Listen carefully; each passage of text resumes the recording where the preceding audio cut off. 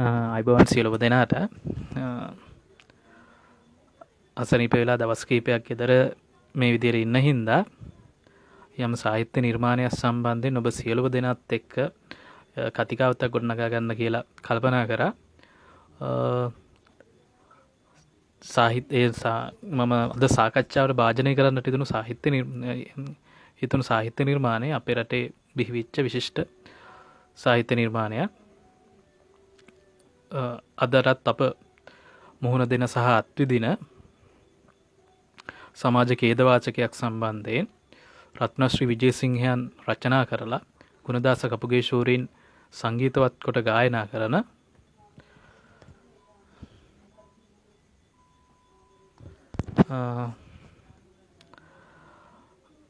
බිම්බ රස්සෙනක ගැවසුණු චන්ද්‍රසූරයා ඉපදුණු ගීතය මේ ඌව වෙල්ලස්සේ ගීතය කියලත් ඇතමේ හඳුන්වනවා. ඉතින් අපි මේ ගීතය මේ ගීතය නිර්මාණය වෙන මේ සාහිත්‍ය නිර්මාණය වෙන්න පාදක වෙච්ච සිදුවීම් සම්බන්ධයෙන් ලුහුඩින් පොඩ්ඩක් සාකච්ඡා කරලා බලමු. ඔබ සියලුම දෙනාම දන්නවා 1981 වර්ෂයේදී රත්නශ්‍රී විජේසිංහයන්ට දඩුවම් මාරුවක් ලැබෙන මොනරාගල දිස්ත්‍රික්කයට. ඔහුගේ ගාල්ල දිස්ත්‍රික්කයේ සිට මොනරාගල දිස්ත්‍රික්කයට. මේක දුෂ්කර ඇත්තට ගියොත් මොනරාගල දිස්ත්‍රික්කයේ වර්තමානයේ වන විටත් ඉතාමත්ම දුෂ්කර දිස්ත්‍රික්කය. ඉතින් 1980 දශකයේ වෙද්දි කොයිතරම් දුෂ්කරද කියලා ඔයාලා සියලු දෙනාට හිතා ගන්න පුළුවන්.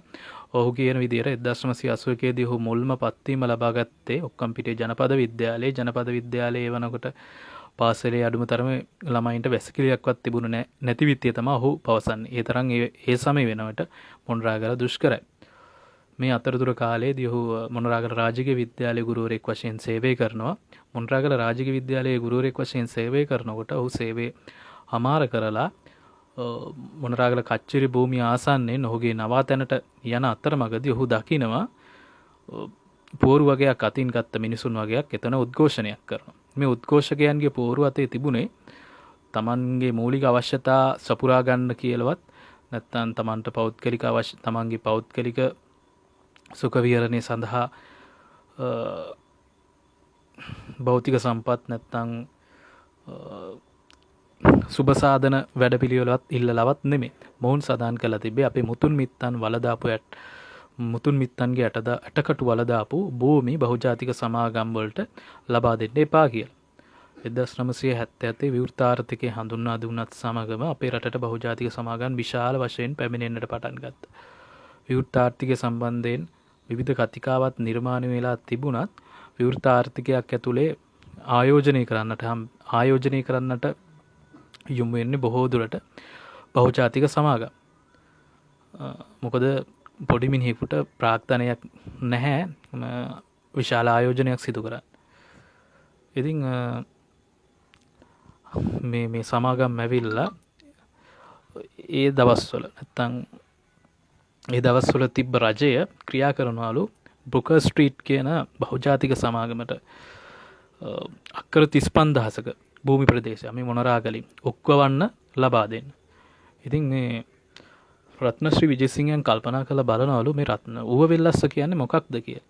ඔබ සියලුම දෙනා දන්නවා මේ රට ඉංග්‍රීසි අධිරාජ්‍යයට විරුද්ධව පැනගුණු පළවෙනි ජන කැරල්ල පැනනගෙන 1815 දී ඌව වෙල්ලස්සෙන්. ඉතින් මේ ඌව වෙල්ලස්සෙන් පැනනගුණු මේ ජන කැරල්ල අතිශය කූර අන්දමින් ඒවකට ආණ්ඩුකාරවරයා වශයෙන් හිටපු රොබර්ට් බ්‍රවුන්ගේ ආණ්ඩුකාරවරයා යුද නීතිය දාලා මර්ධනය කරනවා.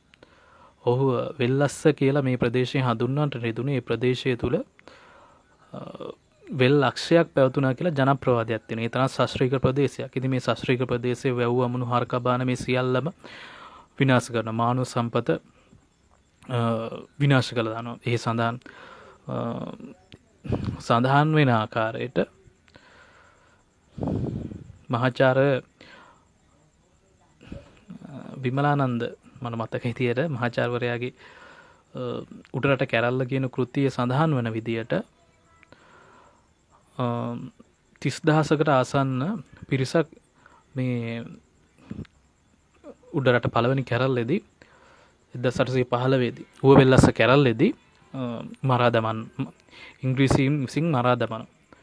ඉතින් ඒ වගේ කැපකිරීමක් කරපු පිරිසක් තමයි ඌව වෙල්ලස්සේ ජීවත් වෙලා ඉඳලා තියෙන්නේ. රත්නශ්‍රීට කල්පනා වෙනවලු ඉතින් මේ මෙච්චර කැපකිරීමක් කරපු මිනිසුන් සිටින ප්‍රදේශයක මේ මිනිස්සුගේ මානවීය අයිතීන් උදෙසා තමන්ගේ සංස්කෘතික අයිතීන් උදෙසා ක්‍රියා කරන මේ මිනිසුත් එක්ක ඇයි තමන් ගිහිල්ලා වාඩි වෙන්නේ නැත්තේ කියලා. ඉතින් රත්නශ්‍රීත් ගිහිල්ලා වාඩි වෙනවලු. මේක රත්නශ්‍රීගෙත් අත්දැකීමක් වෙනවලු ඒ විදිහට. ඉතින් මේ රත්නශ්‍රී කියන විදිහට මේ ගීතය හදන්න ඔහු පාදක කරගෙන තියෙන්නේ සමන් දේවාලය සම්බන්ධයෙන් සබරගමුව මේ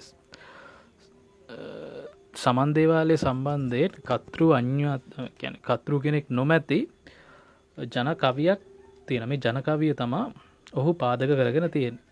ඒ ජන කවිය එන්නේ කන්ද උඩින් බැස්ස කලට පෙනේ යුළු මාලිගාව පිම්බරගු සෙනගෑවිත් ලොවට කෙරූ මාලිගාව උදේ හවා දිස්නෙදිදී රන් කොත් බබලන ස්වභාව ලංකාවට තිලකයක්ය සබරගමුවේ මාලිගාව. ඉතින් මේ ජන කවිය ඔහු පාදක කරගෙන සටන් කවිවල ආරයට මේ ගීතය ඔහු සටන් කවිවල ආකෘතිය හිතට අරගෙන ඔහු රචනා කරනවා.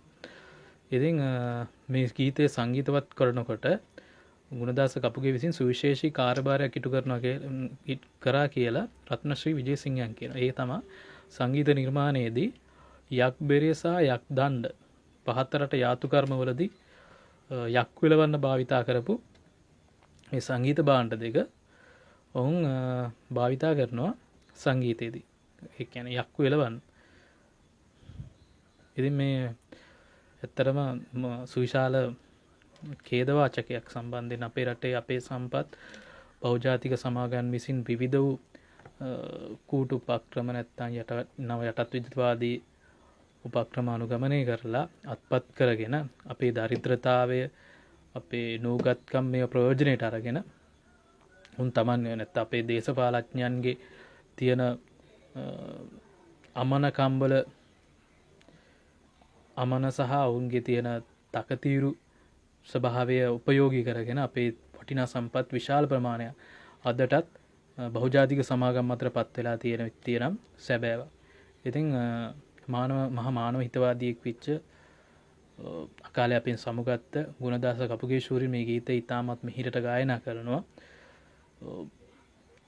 ඇත්තරම තමන්ගේ රට ජාති ආගම වෙනුවෙන් බොහෝ අදහස් අද කාලේදී අපිට සමාජ මාධ්‍ය ඔස්සේ දැක ගන්නට පුළුවන්. තමන්ගේ රට නැත්නම් තමන්ගේ ජාතිය ආගම කියලා. මොකද තමන්ගේ රට ජාතිය ආගමට සුවිශාලම හානිය සිදු කරන්නේ කවුරුන්ද කියන විත්තිය සම්බන්ධයෙන් අපි නැවත අධ්‍යයනය කළ යුතු කාලයක් සහ